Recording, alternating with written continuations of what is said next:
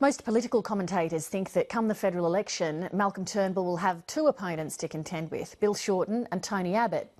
Over the Easter weekend, it was reported that the former Prime Minister will be mounting his own tour of marginal seats because the Liberal Party hasn't organised him an official campaign role. Another potential issue for Malcolm Turnbull is that one of his own backbenchers is warning that the Liberal Party is paying insufficient attention to issues that matter to many Australians. South Australian Senator Cory Bernadi says Australian political parties should be paying close attention to what's going on in the United States with the rise of Republican Donald Trump, because it could happen here. He joins me now from Adelaide. Senator, thanks very much for your time this evening.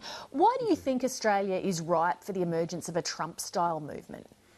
Well, there seems to be, for a long time now, Lee, a range of issues that the Australian people want to talk about. But for some reason, politicians of various shapes and stripes have decided they don't want to talk about.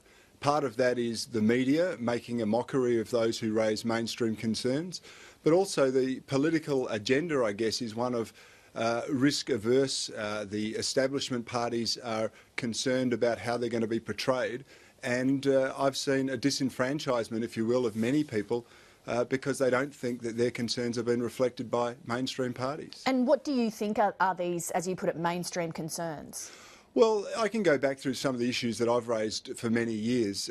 Cultural dislocation, the worry about the changing landscape and makeup of our community. Now, it was only 5 or 6 years ago when I raised my concerns about what was happening in Europe and saying that they could happen here.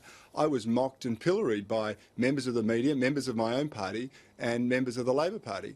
Now, I'm grateful that, subsequent to that, the coalition in support of my views is growing within politics, but it's too little too late.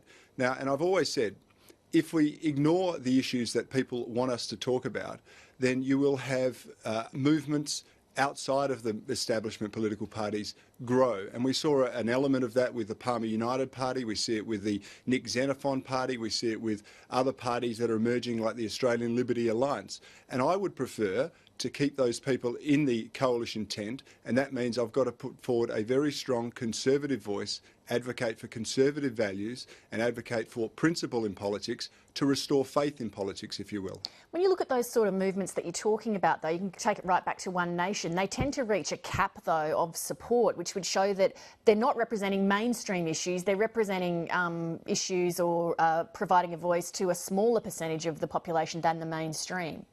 Historically, that's the case. There's been people that have been focused around perhaps one particular issue. But what we've seen in Europe is that where the issue becomes big enough, the parties actually grow. And some of these parties are forces for good and others are perhaps not so good.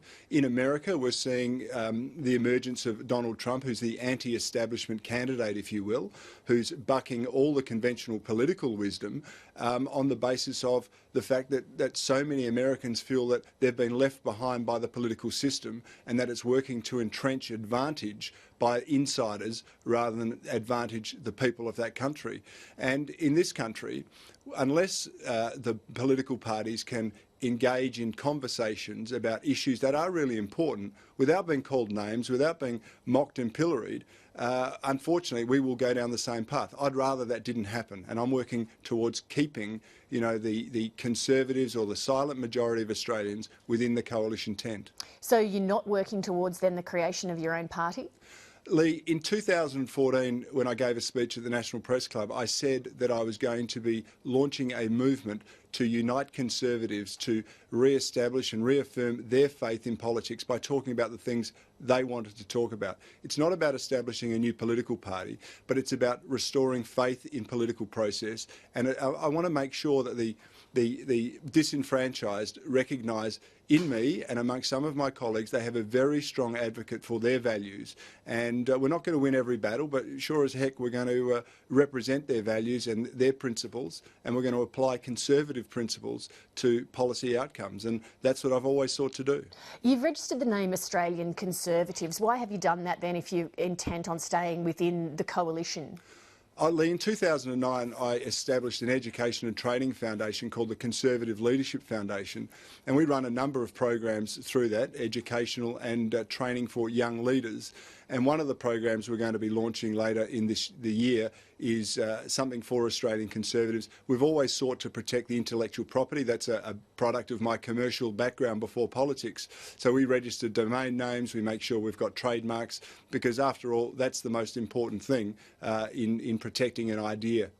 Is it possible that you have a skewed view of what matters most to people, because the sort of people who come up to talk to you are people that share the same views as you, so therefore you think, oh, well, everyone thinks the same way that I do?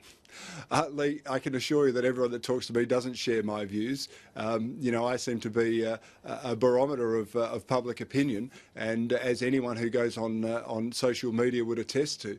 But, you know, people come up to me and they say, Cory, we agree with you on some things and we disagree with you on others. I try and engage productively, but what I don't resort to is calling people names to shut down debate. What I seek to do is to establish the facts as I see them or as I understand them, and to engage in constructive dialogue to get good outcomes. And I want to give you one example, Lee. You know, when I expressed concerns about the Safe Schools Coalition program, concerns that were shared by many of my colleagues on both sides of the political divide and by tens of thousands of Australians, Bill Shorten resorts to calling me a homophobe. Now, that doesn't pass the muster for political debate in this country. In fact, it belittles it and it undermines the concerns of all the people that share the views that I put forward. What do you think of Tony Abbott's decision to organise his own marginal seats tour during the election campaign? Well, it's incumbent upon all of us to do what we can to help re-elect a coalition government, because, you know, a coalition government is in the national interest. I'm convinced of that. And is that what Tony Abbott's doing here? Well, I think that's exactly what he's doing.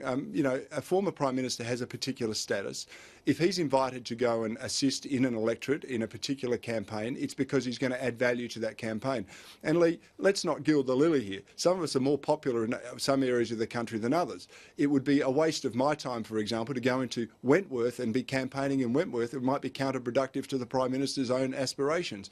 And yet, if I go into a seat like Canning or I go into a seat like Barker, you know, I'll get a much different reception. So, you know, you go where you think you can add some value. We are a broad church in the Liberal Party, and I want to strongly represent the intellectual views and the values of the Conservative base. Do you think that the interjections Tony Abbott's making are helpful to the Liberal cause?